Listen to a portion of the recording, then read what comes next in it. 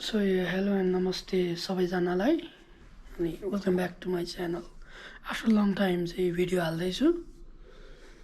अनिखेर topic चाहिँ के भन्दाखेरि आज चाहिँ मैले चाहिँ एउटा नयाँ क्यामेरा ब्याग चाहिँ लिएको थिएँ अनिखेर त्यसको चाहिँ अनबक्सिङ भिडियो पनि अनि रिभ्यू पनि दिउँ भनेर 1.5 महिनाको रिसर्च पछि चाहिँ अब नेप्लिज मार्केटमा पाउने चाहिँ क्यामेरा ब्याग अलिकति राम्रो भ्यालु फर मनी ब्याग चाहिँ मैले भेटेको छु अनि hope you like it unboxing video चाहिँ हेर्दिनु होला थ्यांक यू